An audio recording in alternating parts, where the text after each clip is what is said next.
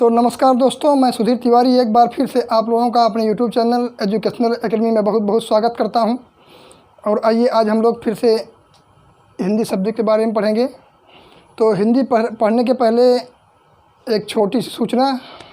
69,000 शिक्षक भर्ती के केस में सरकार को फिर से 14 जुलाई डेट मिल गई है। और जो परीक्षार्थी या जो स्टूडेंट सरकार के पक्ष में थे उनके लिए अच्छी बात नहीं है, लेकिन जो सरकार के विपक्ष में थे उनके लिए अच्छी बात है। फिलहाल इन बिंदुओं से ध्यान हटाते हुए आइए हम लोग पढ़ते हैं हिंदी। अगली डेट 14 जुलाई लग गई है। 14 जुलाई को सुप्रीम कोर्ट में सुनवाई होगी। तो सामान्य हिंदी पढ़ना हम लोगों को। सामान्य हिंदी। कल हम लोगों ने पढ़ा था, हम लोग वर्णमाला पढ़ रहे हैं। कल हम लोगों ने वर्णमाला के विषय में जानकारी कुछ एकत्रित की थी।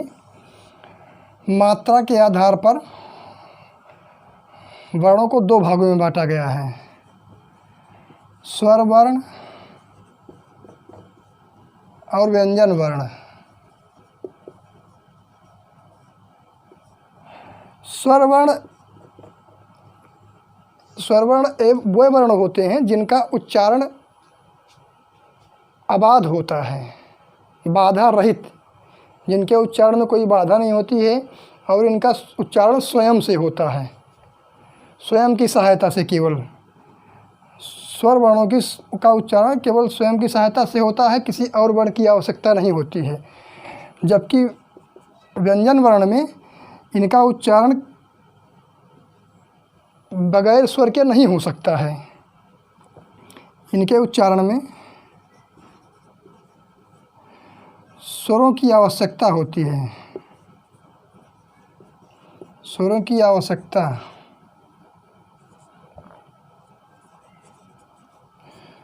इनके व्यंजन के उच्चारण में स्वर की आवश्यकता होती है, बल्कि स्वरों के उच्चारण में, स्वर वर्ण के उच्चारण में किसी व्यंजन की आवश्यकता नहीं होती है, स्वयं से उच्चारित हो जाते हैं। इनका उच्चारण अबाध होता है और इनका उच्चारण बाधा रहित होता है, बाधा से होता है। इनके उच्चारण में बाधा होती है। अब स्वर वर्ण जैसे आ कह देने से इसमें बाधा नहीं उत्पन्न हो रही, पूरा हवा बाहर तक निकल जा रही आ। और व्यंजन वर्ण देखते हैं, व्यंजन वर्ण में होता है का, नीचे हलंत लगेगा का। व्यंजन वर्ण में इसको बोलने के लिए अगर इसमें से स्वर निकाल लेंगे हम, इसमें आ लगा हुआ है, अगर इसमें से आ निकाल लेंगे तो नीचे हलंत लग जाएगा। अब ये बराबर का हो जाएगा। अब ये का हो गया। का उच्चारण हम लोग कर रहे हैं का, तो आ देख रहे हैं, आ की मात्रा आ लग रहा है बाद में, तो व्यंजन के उच्चारण में आ का सहयोग है। व्यंजन के उच्चारण में आ का सहयोग है। यदि मैं आ को निकाल लेता हूँ यहाँ से, तो इसका उच्चारण करेंगे, तो इसका उच्चारण क ऐसा होगा। तो इसके उच्चारण में बाधा दिखाई दे रही है हम लोगों को। तो स्वर वर्ण क्या होते हैं? ये स्वयं की सहायता से, स्वयं से केवल उच्चारित होते हैं और इनके उच्चारण में बाधा नहीं होती है। व्यंजन वर्ण क्या कौन से होते हैं? इनके उच्चारण में स्वरों की आवश्यकता होती है और ये बाधा सहित होते हैं। इनका स्वतंत्र रूप से उच्चारण आसान नहीं होता है। तो यहाँ तक हम लोग देख लिए स्वर वर्ण क्या होते हैं, व्यंजन वर्ण क्या होते हैं। अब हम लोगों को आगे देखना है स्वर वर्ण के बारे में।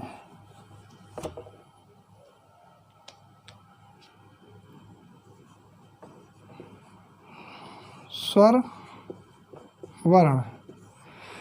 अभी जैसे हम लोगों ने देखा कि स्वर वर्णों को उच्चारण में स्वयं की सहायता होती है, लेते हैं केवल ये, जैसे आ ई उ ए ऐ ओ औ, इन सब का उच्चारण करने के लिए इसमें व्यंजन की आवश्यकता या किसी और स्वर की या किसी और वर्ण की आवश्यकता नहीं हो रही है, तो ये स्वतंत्र रूप से उच्चारित होते हैं। इसमें कोई व्यंजन नहीं लगता है, कोई और स्वर नहीं आते, कोई और वर्ण नहीं आते हैं, इनका उच्चारण केवल स्वतंत्र होता है। तो स्वर वर्णों को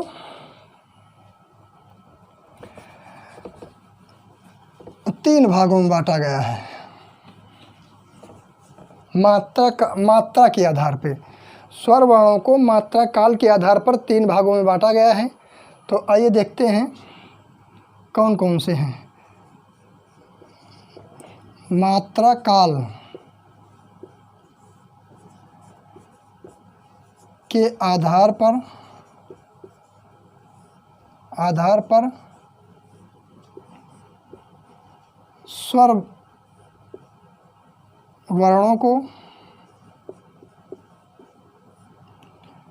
तीन भागों में बांटा गया है। कितने भागों में? तीन भागों में। कौन कौन से तीन भाग हो गए? नंबर 1 हो गया ह्रस्व स्वर,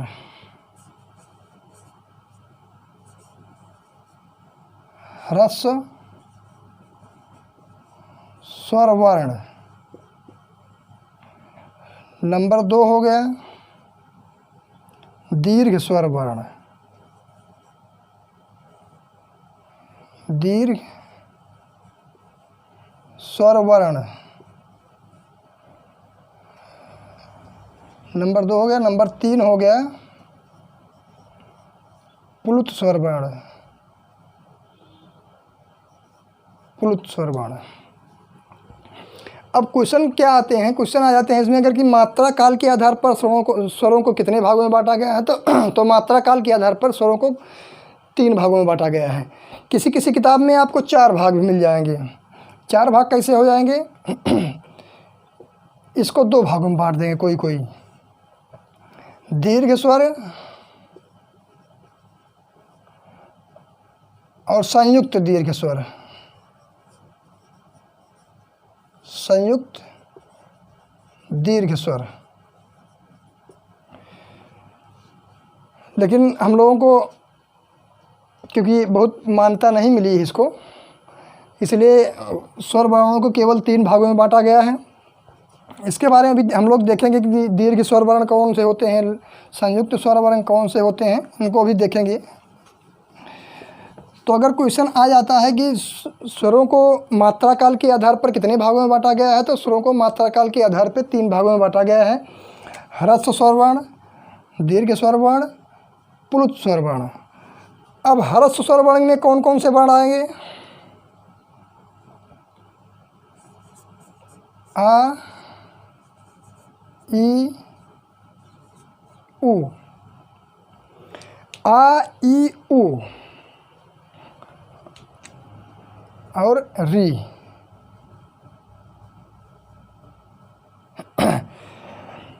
आ ई उ और री, ये चार जो हैं, ये 4 ह्रस्व स्वर वर्ण में आएंगे। इनकी संख्या जो है 4 है। यदि क्वेश्चन में पूछ लिया, यदि प्रश्न में पूछ लिया कि मात्रा काल के आधार पे ह्रस्व स्वर वर्णों को ह्रस्व स्वर वर्ण कितने होते हैं, तो ह्रस्व स्वर वर्ण 4 होते हैं। इसको 4 टिक करिएगा। इनकी संख्या 4 होती है और इन्हें मूल स्वर भी कहते हैं। मूल स्वर, यहाँ से यहाँ लिख देते हैं।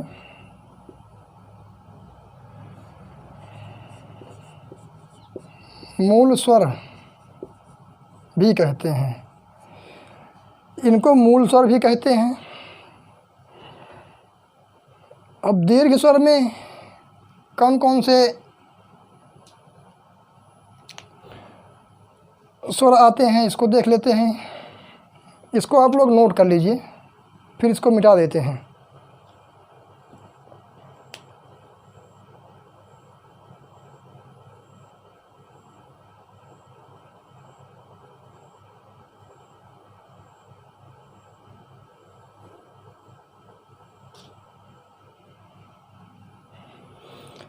दीर्घ स्वर वर्ण,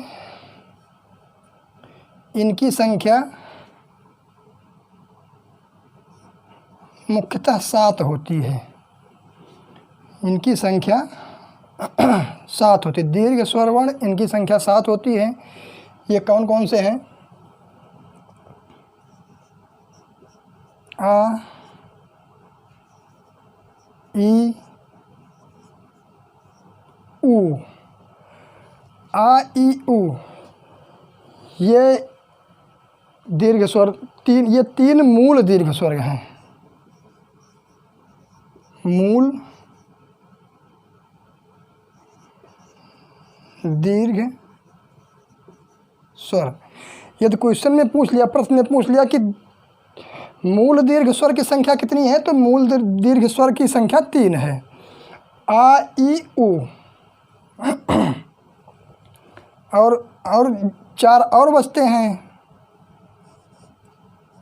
ए, ऐ, ओ, औ। ये 4 जो बचते हैं ये संयुक्त दीर्घ स्वर होते हैं। संयुक्त दीर्घ स्वर। तो आप लोग नोट कर लीजिए इसको।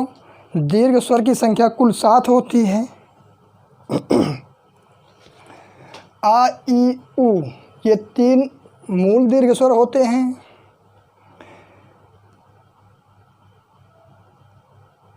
ए, ऐ, ओ, औ ये 4 संयुक्त दीर्घ स्वर होते हैं।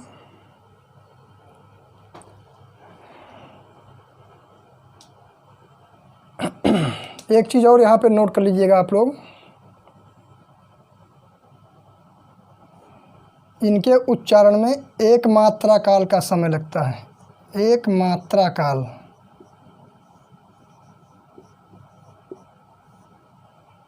जैसे इनका उच्चारण आ, ई, ऊ, री, इनके उच्चारण में 2 मात्रा काल का समय लगता है। 2 मात्रा काल का समय। हास स्वर वर्ण के उच्चारण में 1 मात्रा काल का समय लगता है। दीर्घ स्वर वर्णों के उच्चारण में 2 मात्रा काल का समय लगता है। और पुरुष स्वर के उच्चारण में 2 से अधिक, 2 से ज़्यादा मात्रा काल का समय लगता है। मात्रा काल का समय लगता है। पुरुष स्वर।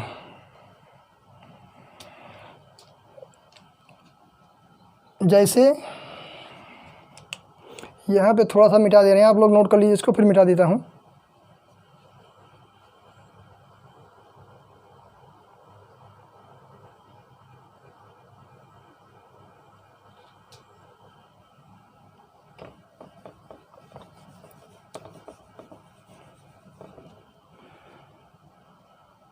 दो से ज़्यादा मात्रा काल का समय लगता है।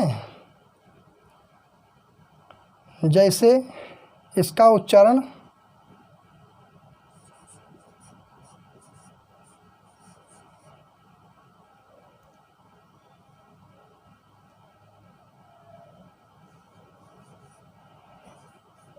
ओम,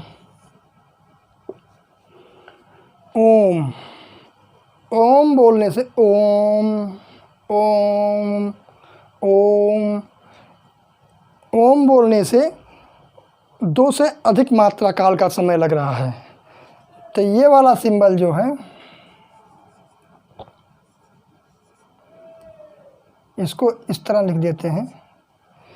ये 2 मात्रा काल से अधिक का समय लेता है, ये पुरुष स्वर होता है। तो मात्रा काल के आधार पर स्वर वर्णों को कितने भागों में बांटा गया है? तो मात्रा काल के आधार पर स्वर वर्णों को 3 भागों में बांटा गया है। नंबर 1 हो गया हास्य स्वर वर्ण, नंबर 2 हो गया दीर्घ स्वर वर्ण, नंबर 3 हो गया पुरुष स्वर वर्ण। अब हास्य स्वर वर्ण को 4 भागों में बांटा गया है। छोटा आ, छोटी ई, छोटा ऊ, री। छोटा आ, छोटी ई, छोटा ई नहीं बोला जाता है, इसका उच्चारण, शुद्ध उच्चारण जो होता है आ ई ऊ री होता है। और दीर्घ स्वर वर्ण में 2 मात्रा काल का समय लगता है। इनकी संख्या 7 होती है और इसमें 3 दीर्घ स्वर मूल दीर्घ स्वर होते हैं और इसमें 4 संयुक्त दीर्घ स्वर होते हैं। तो ये सब क्वेश्चन आए हुए क्वेश्चन हैं, इसको आप लोग विशेष ध्यान दीजिएगा। ये सब आए हुए क्वेश्चन हैं और ये क्वेश्चन पूछे जाते हैं परीक्षाओं में। अगर पूछ लेगा कि मूल दीर्घ स्वरों की कितनी संख्या है, तो मूल दीर्घ स्वर अगर दे देगा मूल दीर्घ स्वर तो 3 ही टिक करिएगा। अगर केवल दीर्घ स्वर वर्णों की संख्या पूछ रहा है तो 7 उत्तर होगा। यही क्वेश्चन की जटिलता होती है। अगर दीर्घ स्वर वर्ण की संख्या पूछ रहा है तो दीर्घ स्वर वर्णों की संख्या 7 उत्तर होगा। और अगर मूल दीर्घ स्वरों की संख्या पूछ रहा है तो मूल दीर्घ स्वरों की संख्या 3 होगा। फिर संयुक्त दीर्घ स्वरों की संख्या 4 होगा। पुरुष स्वर 2 से अधिक मात्रा काल का समय लगता है, उसको पुरुष स्वर कहा जाता है।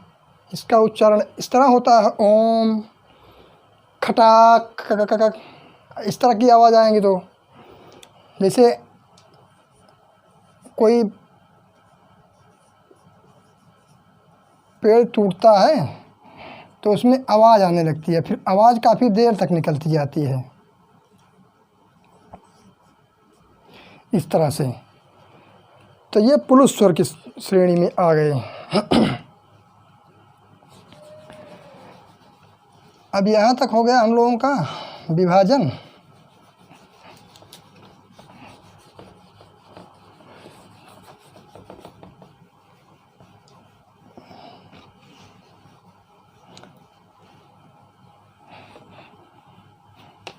स्वर कितने होते हैं?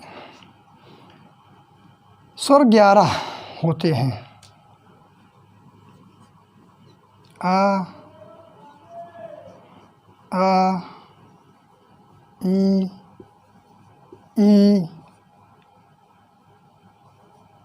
ए, ऐ, ओ, औ। गिनिए, 1 2 3 4 5 6 7 8। इसमें अभी कुछ रह गए हैं, तो आप लोगों को हम कहे देखें आप लोग कोई सही जानकारी है कि नहीं सही जानकारी है। अब यहाँ से लिखते हैं आ,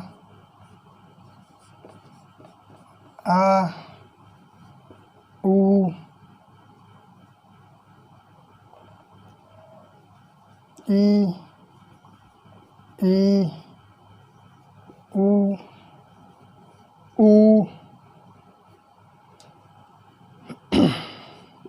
ए, ऐ,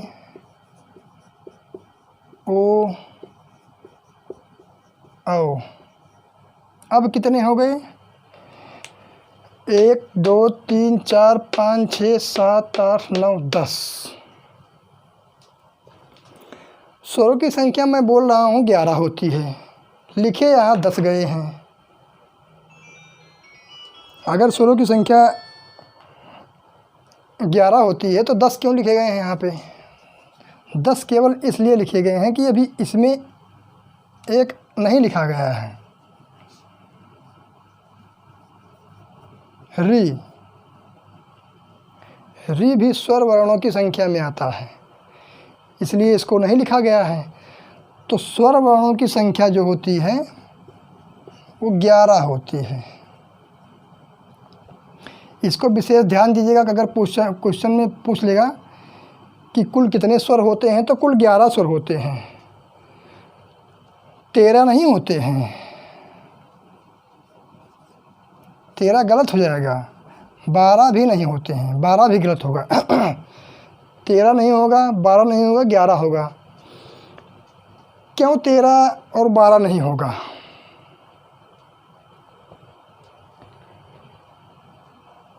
किस आधार पे 12 होता था, किस आधार पे 13 होता था, बताइए आप लोग।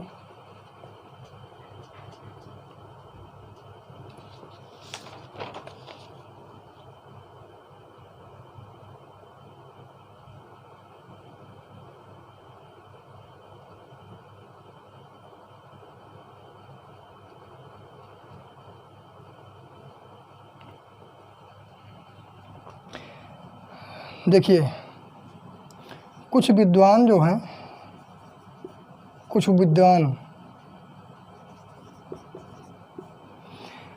विद्वानों ने पुरुष स्वर को भी इसमें जोड़ दिया। अगर इसमें प्लस पुलुत स्वर कर देंगे तो बराबर 12 हो जाएगा। विकल्प में आपके 12 ही मिलेगा, लेकिन 12 गलत होगा। और कुछ विद्वान इसमें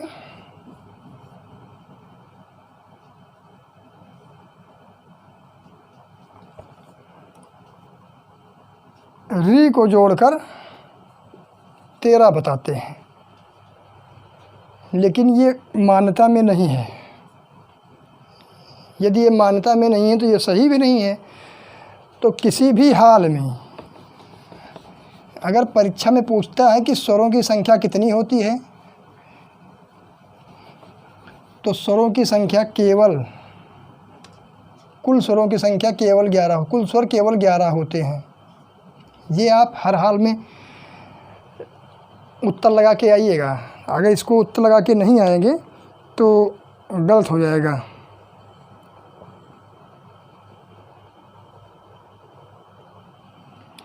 अब इसमें अभी कुछ बचे रह गए हैं। अंक और आह, ये कहाँ चले गए? स्वर में ये भी आते थे, ये कहाँ चले गए? अंक और आह। देखिए, अंक जो है, अंक, इसका उच्चारण माँ से होता है, माँ जैसा होता है। आह का उच्चारण हा जैसा होता है। तो इसका उच्चारण माँ जैसा होता है, इसका उच्चारण हा जैसा होता है। तो इन्हीं दोनों वर्णों को अयोगवाह कहा जाता है। अयोग वाह।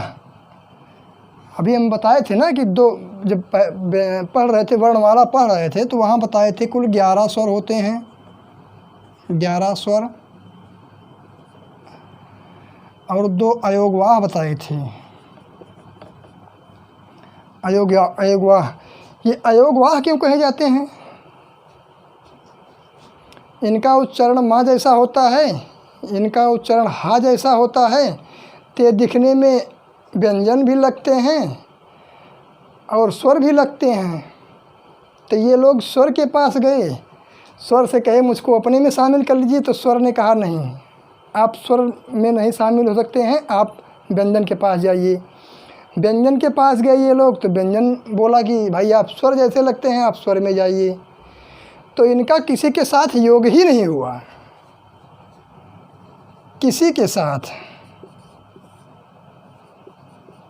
साथ योग नहीं हुआ। इसीलिए अयोगवाह कहलाए। तो अयोगवाह का लॉजिक यही है केवल कि इनका किसी के साथ योग ही नहीं हुआ। ये ना व्यंजन के साथ जुड़ पाए, ना स्वर के साथ जुड़ पाए, तो ये अयोगवाह में चले गए। चलिए भैया, जब अयोगवाह में चले गए तो ये अलग हो गए। तो इनको अयोगवाह कहा जाने लगा।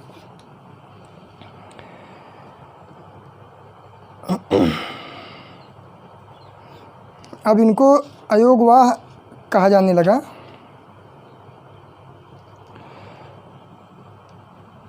तो कुछ विद्वान ये भी मानते थे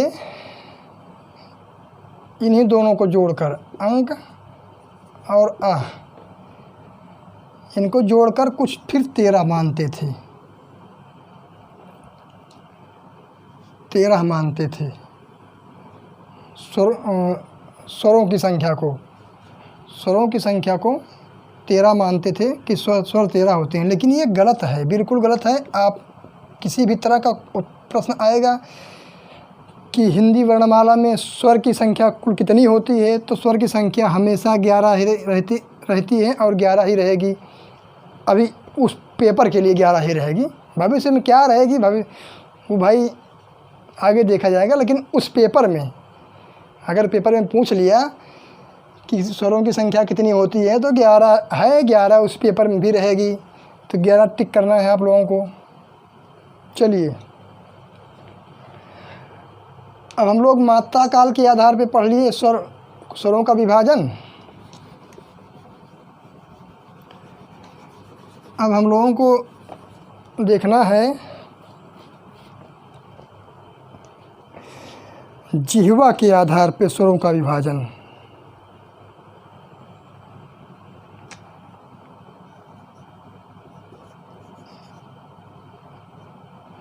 जिह्वा के आधार पर स्वरों का विभाजन। बताइए भाई आप लोग, स्वरों के आधार पे जिह्वा को कैसे विभाजित किया जाता है? स्वरों के आधार पे जिह्वा के आधार पे स्वरों को कैसे विभाजित किया जाएगा? बताइए आप लोग, थोड़ा ध्यान दीजिए हमारे क्वेश्चन पे, हमारे प्रश्न पे ध्यान दीजिए कि जिह्वा के आधार पे स्वरों को किस तरह विभाजित किया जाएगा। चलिए, आप लोग ध्यान दे लिए होंगे, मैं लिख देता हूँ। नंबर 1 अग्रस्वर, नंबर 2 मध्य स्वर, नंबर 3 पश्च स्वर। जिह्वा के आधार पे स्वरों को 3 भागों में बांटा गया है, अग्रस्वर, मध्य स्वर और पश्च स्वर। अग्रस्वर कौन से स्वर होते हैं भाई? जिनका उच्चारण जिह्वा के अग्रभाग से हो, जिनका उच्चारण जिह्वा के अग्रभाग से हो वो अग्रस्वर होते हैं। इनकी संख्या 4 होती है, इनकी संख्या 4 होती है। इनकी संख्या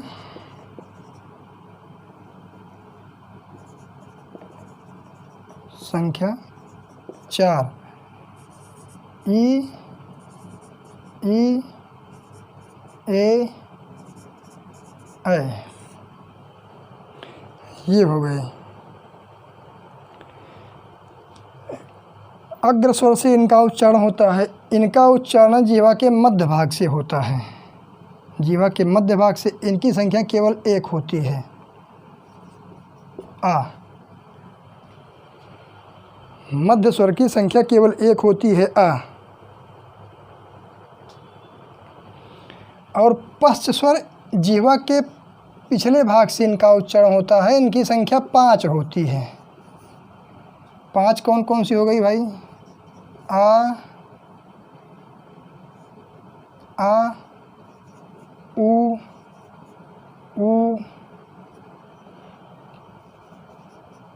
ओ, औ।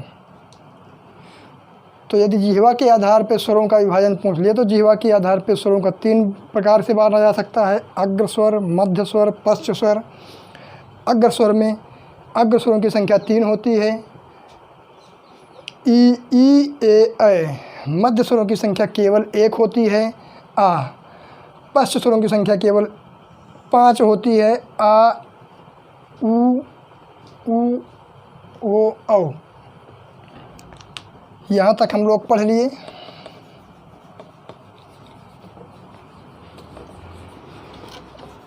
अब आप लोग एक नोट कर लीजिएगा, NOTE। आप लोग एक अक्षर ये देखते होंगे, ये आ, ओ, डॉक्टर में लगता है, डॉक्टर में लगता है ये चीज़। तो ये जो है इसको आगत स्वर बोलते हैं, आगत स्वर। आगत स्वर क्यों बोलते हैं भाई? क्योंकि ये स्वर जो है ये सीधे फारसी भाषा से, फारसी भाषा से,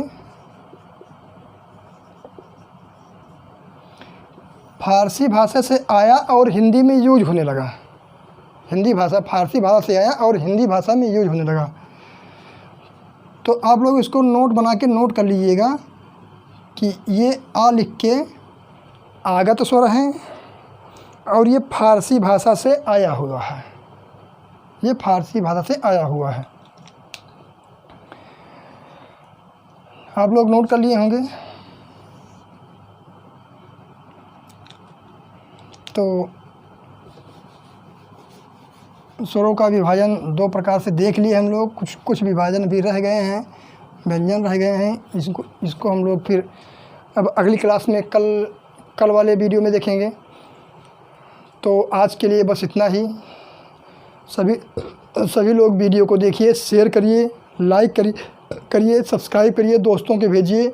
जो अच्छा ना लग रहा हो या जो और सुधार चाहते हो हमारे अंदर, हमारे कमेंट बॉक्स से कमेंट करिए, क्योंकि आप लोगों का कमेंट हमारे लिए उत्साहवर्धक रहेगा। तो आप लोग कमेंट करिए, लाइक करिए, शेयर करिए, सब्सक्राइब करिए। अब फिर कल मिलते हैं। जय हिंद, जय भारत।